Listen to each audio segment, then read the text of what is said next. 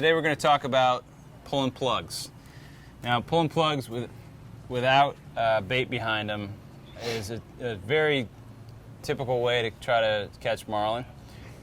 This is a pulsator lure, which is a really high quality brand that we use, and a typical lure this size is going to cost $60-80. So expensive, but again, using good quality products is the way to catch fish.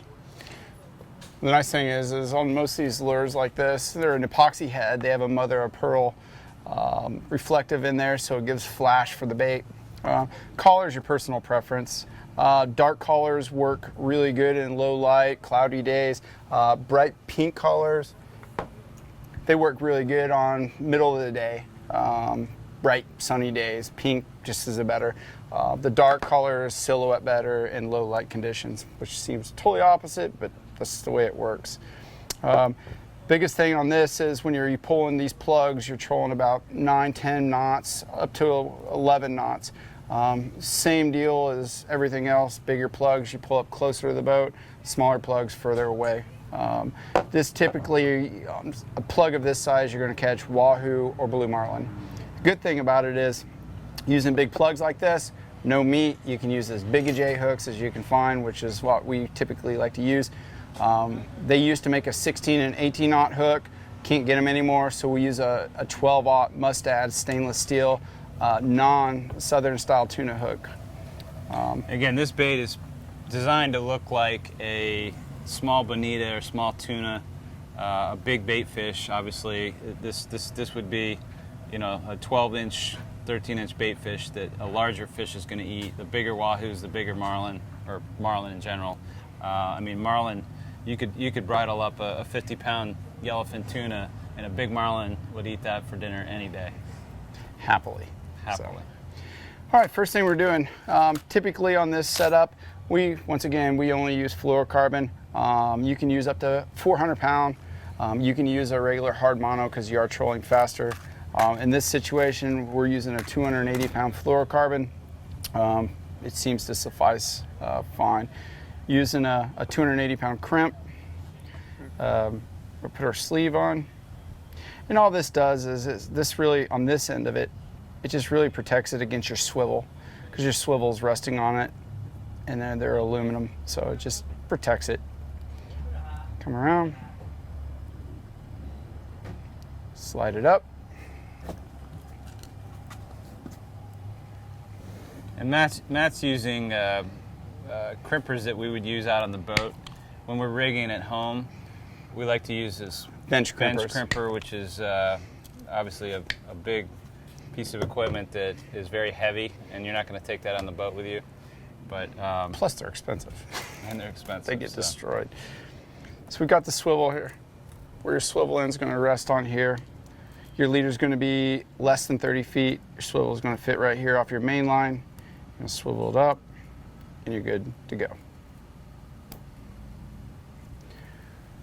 Now the important part, and people come up with their own different ways of doing it. They use beads, they use steel braided, there's a million different ways. This is the way that we found that works really well. So what I do first is actually take 2 crimps,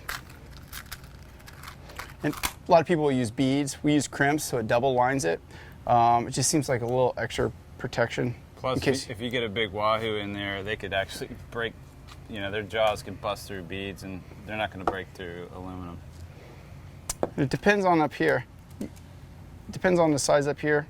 You don't want your crimp going up in here, it holds it, because the last thing you want is when you get a big fish on, you want this lure to ride way up. You don't want it right next to your hook where to pull it out of its jaw. So what we do in this situation is take our line protector again.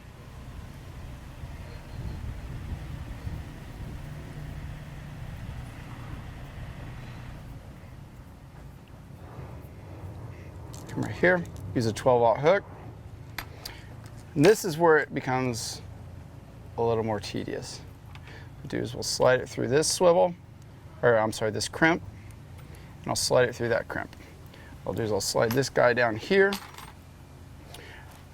And what you'll do is you want to lay your lure out nice and flat. You come here. What you want is you want this hook being about the end of the lure, because they're going to come up and hit it, and then this is going to slide into them. So what we'll do is, obviously that's too much.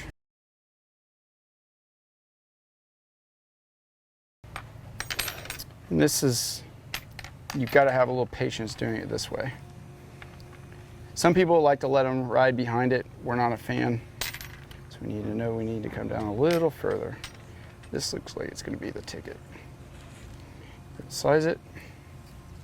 Looks pretty good. So what I'll do is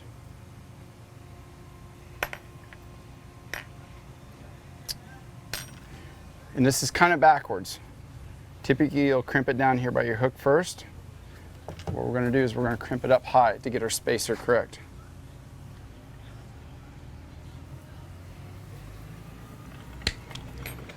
Okay.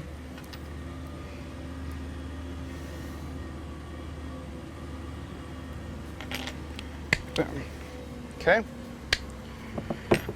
So now you got that set. This is a really, really important part. The last thing you want is you don't want it at a curve like that, because it'll kick the lure off and the lure is going to be kicked outside of the bait.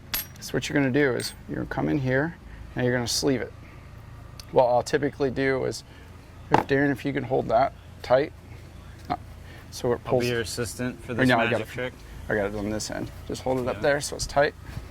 The secret is this main line right here. You don't want a big gap in it.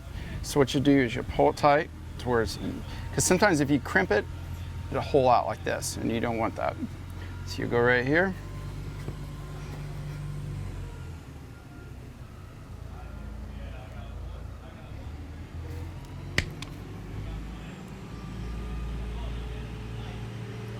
And I cannot express how important it is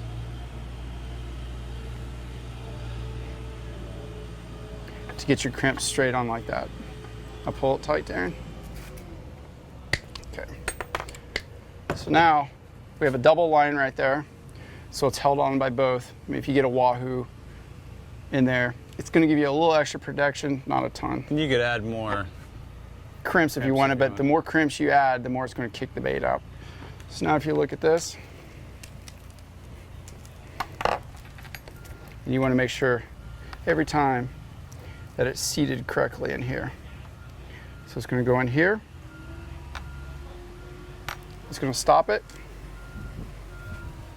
You got your bait. Now you've got your hook right back here at the end. Some people will use double hook sets. Not really a big fan of it. And the main reason is when you have a double hook set there, you got one hook going one way, the other going the other way. If the fish is really, really crazy, what's going to happen is those two hooks will work against each other. So a single J hook for this kind of application seems to be the best way to do it. If you rig it that way, you will always catch more fish. Ready to go catch a marlin. We really appreciate you guys taking your time to watch these tips and techniques of some of the things we found successful. Please comment below with any questions you guys may have or what you want to see. And we really appreciate your time. And please follow us on Team Ripper, Instagram, and the Ripper Fishing on Facebook. Just remember, #domination.